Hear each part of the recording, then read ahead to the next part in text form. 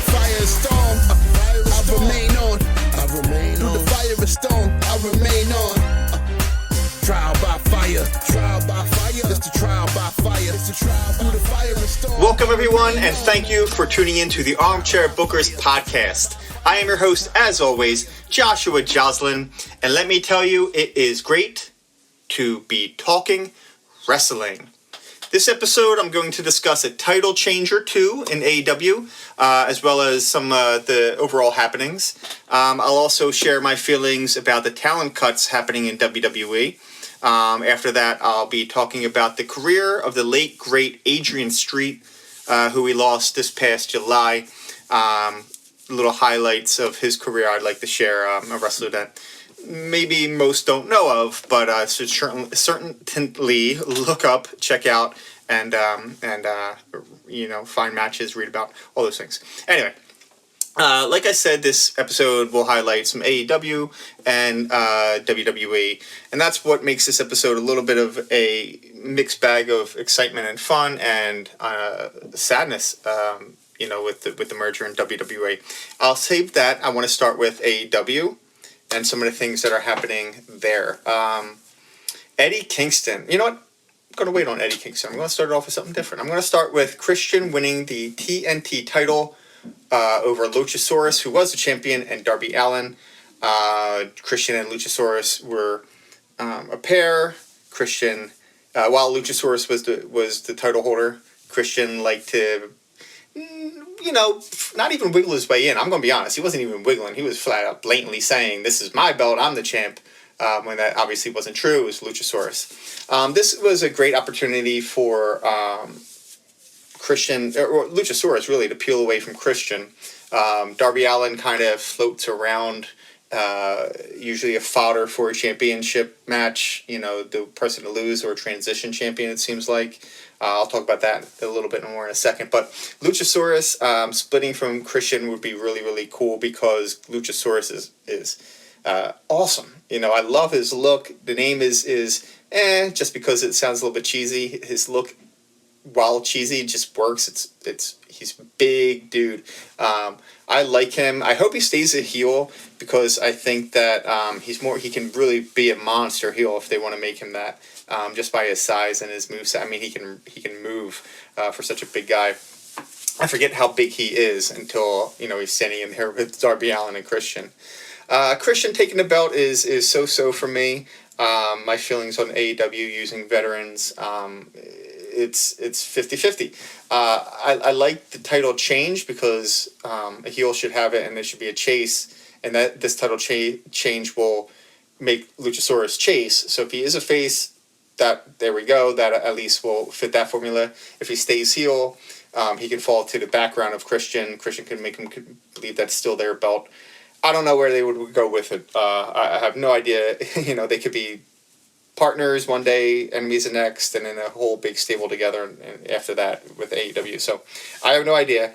But I want to see where Luchasaurus goes. He's not a main event person, at least not at the moment. AEW seems to have really established their main event, who they're going to shuffle in and out. Luchasaurus doesn't seem to be in that shuffle, so I would assume he stays in the mid card. He could join factions. I could see him joining Mogul Embassy. I think that would be pretty cool. I do like that stable, because I love Swerve. Probably one of the biggest people I was upset to see get released the last time that WWE had their I think it was Black Monday. They cut all those talents. Anyway, so Swerve always holds a spot in my heart. I love the way he wrestles. I was supposed to see him on the indie circuit for SWF in North Jersey. However, once he signed, he had to pull from that card. It was like a week or two before that card was about to happen. So missed my chance to see him on the indie circuit. But I am a big fan, and I like that they're doing something with him. That's key. Went off on a bit of a tangent there, a little bit of down the alleys. Speaking of alleys, Darby Allin. Sorry, that was cheesy. I am not sold on Darby Allin. I was very, very, very much at the beginning, because they maximize his style. They highlighted it in cool ways. They kept him mysterious. They hooked him up with Sting. Sting needs to move away from him. Number one. Number two, Darby Allin shouldn't just be the person that comes out to get the pops and to get the he's always Mr. Dependable. That's great.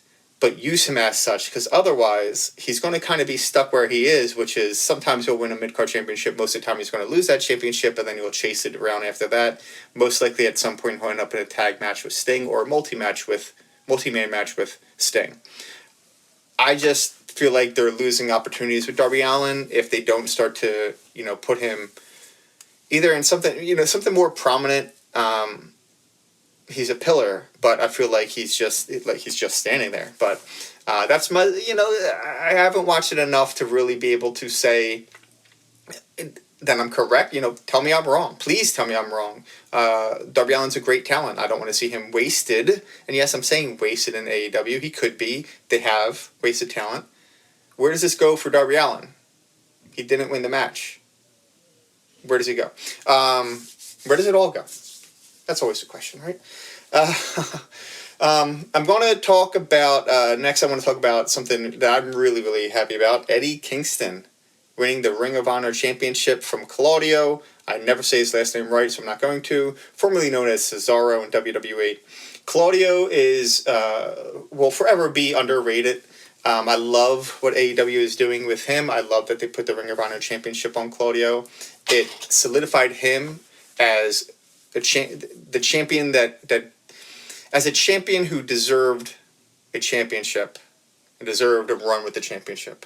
It solidified him as a wrestler who will draw some eyes, draw some attention, and it did. When he won the Ring of Honor Championship, it was really, really cool. It was his first singles title, and it was a big one. I think that with Eddie Kingston winning off of Claudio, that was cool because it added, there's several layers to that. They have a legitimate personal, Eddie Kingston at least will speak openly about heat that he has towards Cesaro, just the way Cesaro carries himself. This dates back years.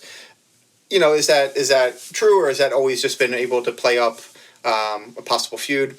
I'm thinking it's pretty real because Eddie Kingston is really real. But Eddie Kingston is now the Ring of Honor heavyweight champion. He is also the New Japan strong open weight champion, which I tend to forget about, and my apologies on that. I love it for Eddie Kingston because it continues to put a spotlight on him. I have been very honest about hardcore wrestling, my dislike for hardcore wrestling and the blood and all of those bigger, grotesque, in my opinion, spots. So me liking Eddie Kingston as much as I do doesn't really make sense because he is known for those type of matches, at least on the indies. Now he is a very aggressive brawler type of wrestler, which I enjoy. I also love his just overall presentation because there's not a single second where I doubt that is Eddie Kingston. He's very honest about who he is when you get to read articles about him. Pro Wrestling Inc. always has something about Eddie Kingston. He just seems like a fan that got a chance to wrestle and does it really well because he loves it and takes it serious.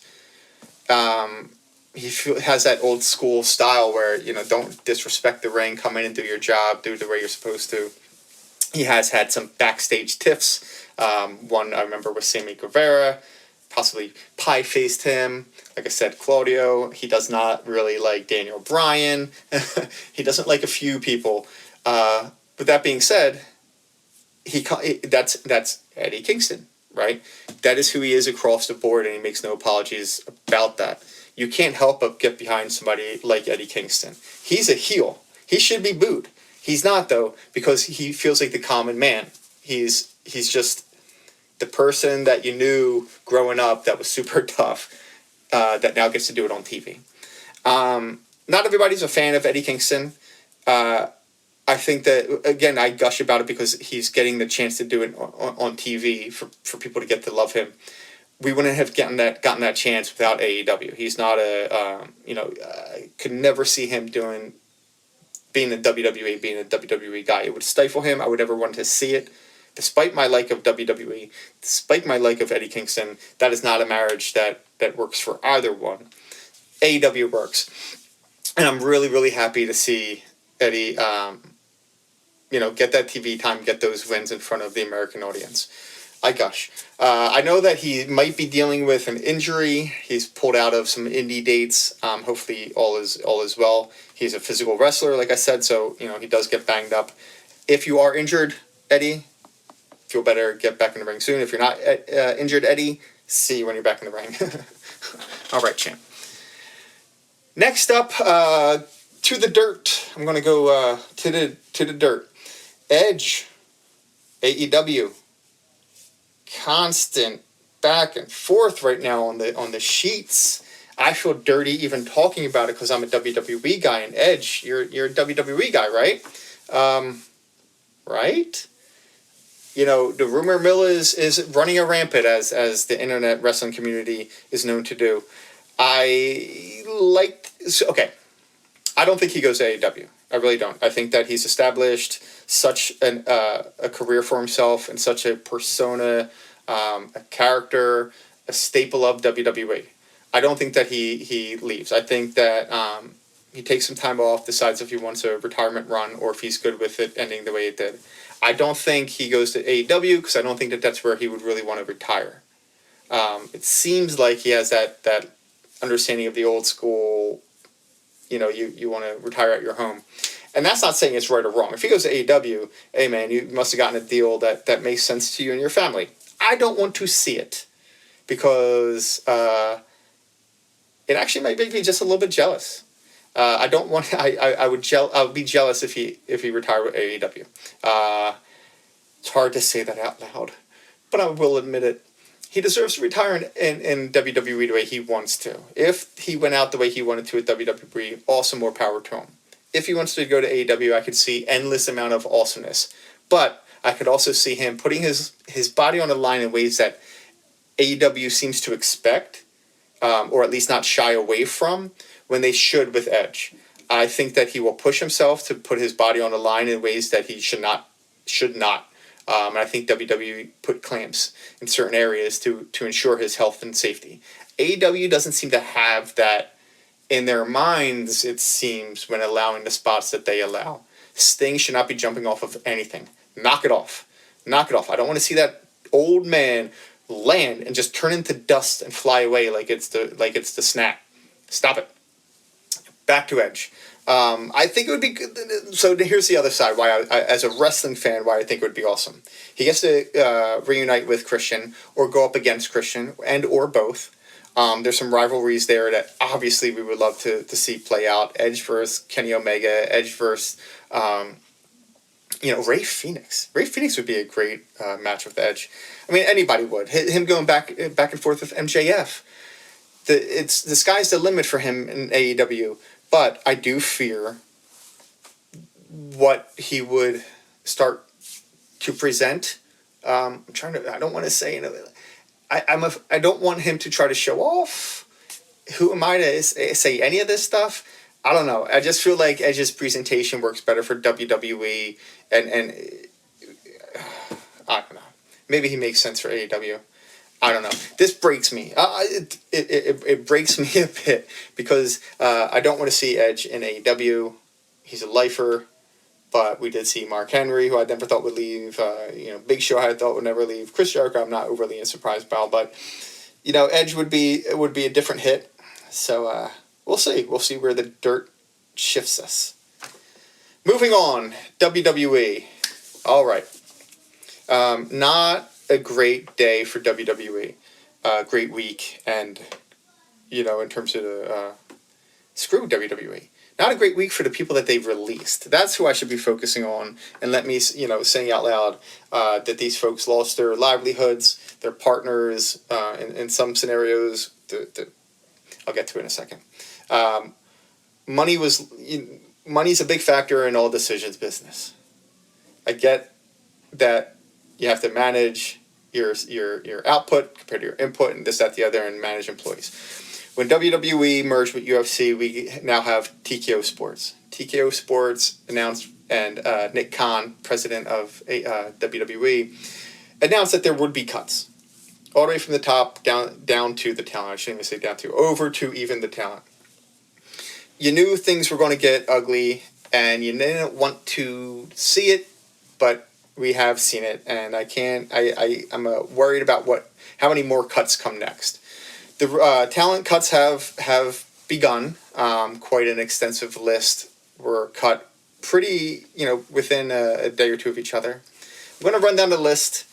I know I might miss a few folks, but Matt Riddle, Dolph Ziggler, Shelton Benjamin, Elias, Mustafa Ali, Emma, Riddick Moss, Aaliyah, Top Dollar, Rick Boogs, Mace, Mansoor, Dana Brooke, Dabba Kato, Shanky, Ikemen Hero, Ulisa Leon, Quincy Elliott, Bryson Montana, Kevin Ventura Cortez, Daniel MacArthur, Alexis Gray, Brooklyn Barlow, and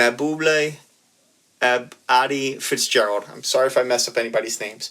Those were the folks that were released. Again, I apologize if I missed anybody.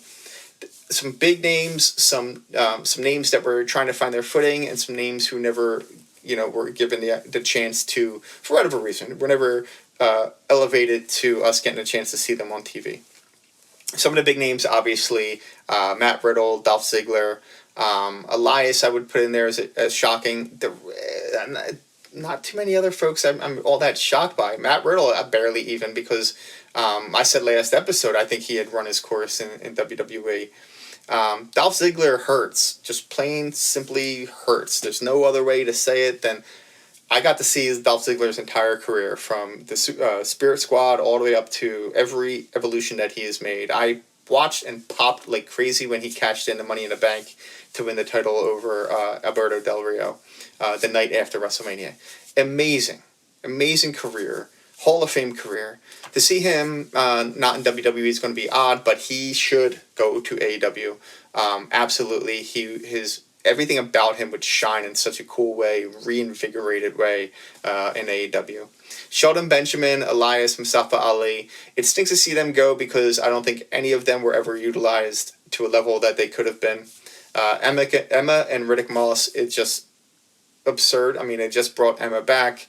Emma and Riddick are fiancés, engaged to be married, I should say. So that's got to be awful. Dana Brooke, all the work that she's put in for WWE, to see her released stings. We had some big guys in there released. Dabba Kato, Shanky. They put a lot of time in them at different points. Top Dollar they had just brought back. Rick Boogs was a bit of a shocker. Apparently he put out that it was backstage politics that played a factor. I don't know, but that aside, it just stinks to see so many people lose their jobs right in front of us. People that we've been very entertained by. Dolph Ziggler, again, all of them, but Dolph Ziggler is tough for me. Tough, very, very tough to not see him in WWE. But I know he can go wherever he wants and shine, maybe even more than shine. In terms of outshine where he's shown in WWE. He can continue to get bigger, and he deserves to. Dolph Ziggler, all you guys, best of luck to you. Thank you. Thank you for your time entertaining us in WWE. I can't wait to see where you guys go next. All right. To finish up the episode, I want to talk about Adrian Street. I want to highlight a few things that an amazing wrestler. What not many in the mainstream would know who he is, who he was. Less would even be familiar with the work that he put out for no other reason than the territories he went to, and he didn't get a lot of opportunities to be on the mainstream, and it kind of makes sense with who he was as his in-ring character. So let me get into it. Adrian Street, he wrestled out of South Wales. Tough dude. He was prominent in the 70s and 80s. Before he became a wrestler, he his family generationally worked as coal miners. He wasn't too keen on that. Adrian Street brought glitz and glamour to wrestling like few had been able to before him. When Street entered the world of wrestling, he was trying to break away from the coal mining career, family legacy, I should say, and he wanted to do something on his own. He found wrestling as a way to escape that life. He started bodybuilding at 16 and really fell in love with the workout, the putting the energy into your body. He left home at 16 and became a professional wrestler.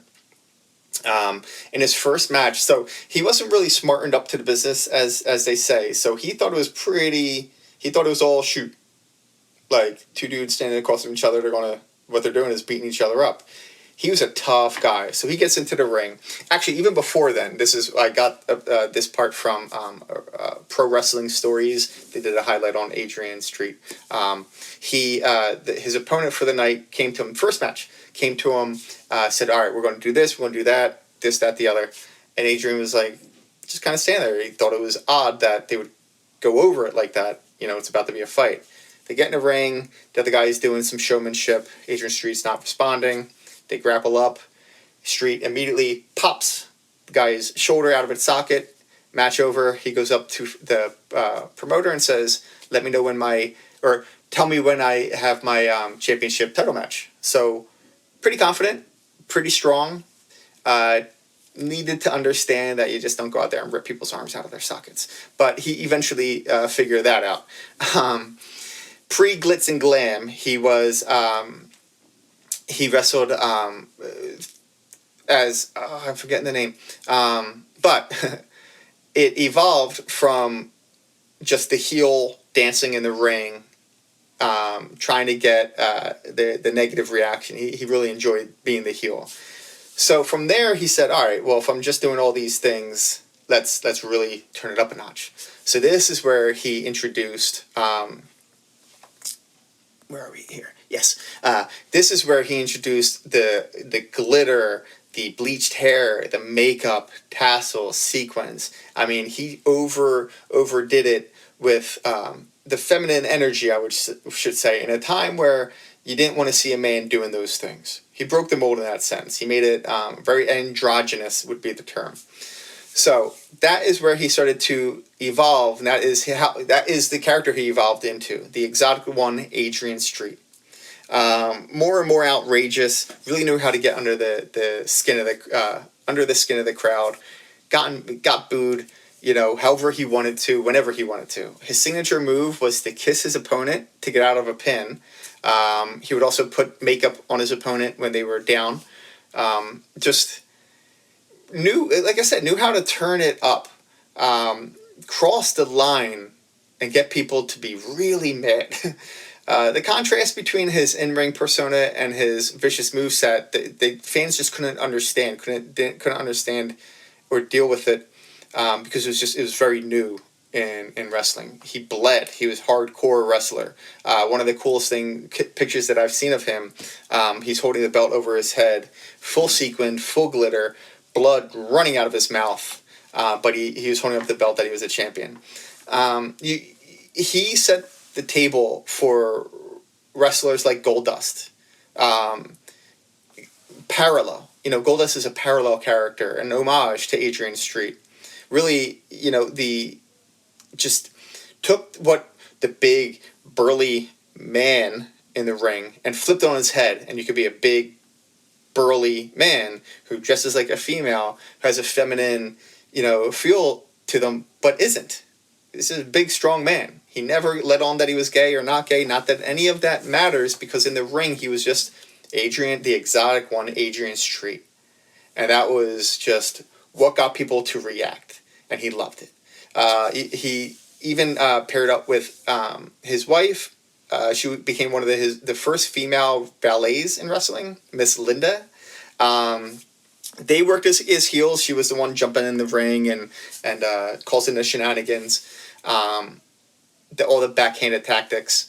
What's fun about them, after they retired from wrestling, they actually began doing ring gear for wrestlers. They did the Dude Loves shirt and attire for his feud with Stone Cold Steve Austin in the 90s. I thought that was really cool. They added, he added the weird to wrestling. He was a tough guy, and he will be missed, and was missed, because so many missed his career. I encourage you to find clips, highlights, articles. Like I said, ProWrestlingStories.com. They have a great piece on Adrian Street. He was an entertainer, you know. Another great photo that I suggest everybody look at, just Google Adrian Street coal mine. It's from a photo shoot where Adrian Street, dressed full Exotic One, went to his father's coal mine and posed for pictures alongside his dad and his dad's colleagues. And their faces and reactions in the photos are very real. And, you know, seeing that picture, you'll understand the yin and yang of Adrian Street, I think, honestly. The guy that came out of the coal mines and just became just the gold and the diamonds, you know, just became the diamond out of the mine. That was cheesy, maybe, but it makes sense. Adrian Street, you will be missed. Passed away July of 2022. I encourage you, check out his work. Okay, so next week I will be recapping the big storylines in NXT, AEW, WWE, seeing what's anything blossoming as we get to the next big events. Before I let you leave, though, do not forget, while you wait for my newest episode to drop, you can find previous content, interviews, old episodes, new content is coming. All on the Armchair Bookers podcast YouTube channel. Like us on Facebook, TikTok, IG. Like, subscribe, follow, comment. Let me know what you think. Let me know if you think I'm saying something that's not good, wrong. You're wrong. We'll argue. I'm right. Talk it out. Speaking of talking it out, I'm going to shout it out to John Kiernan, my producer, the amazing artist behind my theme, Into the Fire, featuring Mont Easy. You can find that on iTunes, as well as John Kiernan's other entrance theme covers and original entrance themes. Thanks again, and with that being said, John, throw me into the fire that is wrestling podcasting.